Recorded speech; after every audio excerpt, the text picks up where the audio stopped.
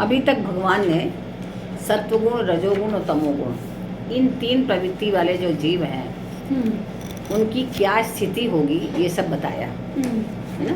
मृत्यु के पश्चात अंत समय में कैसा इन्होंने स्मरण कर रहे हैं, कैसी यादें कर रहे हैं, कैसी स्थितियाँ हैं उनकी, उसके हिसाब से उनका अंतकाल होगा। अब भगवान जो है आगे के 2 श्लोकों में स्वयं को तीनों गुणों से अतीत अनुभव कराने का वर्णन कर रहे हैं कि हम जो हैं तीनों गुणों से अतीत हैं, जो हम मनुष्य हैं हम इन तीनों गुणों से अलग हैं। 14वें अध्याय के 19वें श्लोक में नान्यं गुणेभ्यः कर्तारं यथा द्रष्टानुपश्यति गुणेभ्यश्च परं वेत्ति मद्भावं सोऽधिगच्छति। नान्यम गुणेभ्यः, गुणों के सिवाय अन्य कोई करता है ही नहीं। हम सोचें कि हम कार्य कर रहे हैं, हम कहाँ काम कर रहे हैं, हमारे गुण कर रहे हैं। हाँ, हम तो गुण कोई कार्य नहीं कर रहे हैं। किसी के अंदर बैठा है सतगुण तो वो काम करा रहा है, किसी के अंदर बैठा है रजोगुण तो वो काम करा रहा है, किसी के अंदर बैठा है तमोगुण तो वो काम करा रहा है। कोई आत्मा कोई काम कर रही है क्या? नहीं, वो तो कुछ काम ही नहीं करती है, वो तो निर्लिप्त होकर बैठी रहती है। और शरीर है जड़, ये कहाँ काम करता है? ये तो कोई काम नहीं करता। आप देखो जितने सत्य प्रवृत्ति के लोग हैं सब एक समान काम करते हैं, जितने रज प्रवृत्ति के सब एक समान काम करते हैं, जितने तम प्रवृत्ति के सब एक समान काम करते हैं। तो यानी कि गुणों ही गुणों में भोग रहा है गुणों को, है ना। कोई हम काम नहीं कर रहे हैं, लेकिन हम एक दूसरे पे आक्षेप करते हैं, इसने ऐसा किया, उसने ऐसा किया। उसने तो किया ही नहीं, न हमने किया न उसने किया, वो तो गुण थे, गुण प्रवृत्ति करवा रही है। क्या बात है, बहुत बढ़िया। आज एक कितनी अच्छी बात बताई भगवान ने, है ना। तो संपूर्ण क्रियाएं गुणों से ही हो रही हैं और किसी चीज से नहीं हो रही हैं। संपूर्ण परिवर्तन गुणों में ही हो रहा है और कहीं भी नहीं हो रहा है। तो संपूर्ण क्रियाओं और परिवर्तन में गुण ही कारण है और कोई कारण नहीं है। वे गुण जिससे प्रकाशित होते हैं वह तत्व गुणों से पर है। जिससे गुण प्रकाशित हो रहे हैं वो तत्व जो है गुणों से पर है। वो कौन है? वो परम तत्व है, उसी से प्रकाशित हो रहे हैं। तो वो गुण से तो पर है ना, गुण से मतलब ही नहीं है उसको। तो गुणों से पर होने से वह कभी गुणों से लिप्त होता ही नहीं है। भाई जब गुणों से पर है तो उससे लिप्त ही नहीं हो रहा है गुणों से। गुणों और क्रियाओं का उस पर कोई भी असर नहीं पड़ता।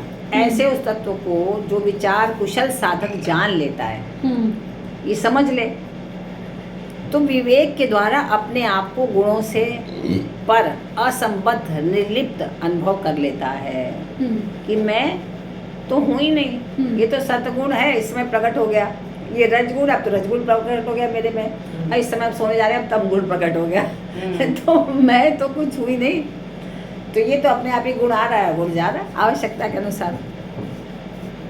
तो गुणों के साथ अपना संबंध न कभी हुआ है, न होगा और न ही हो सकता है।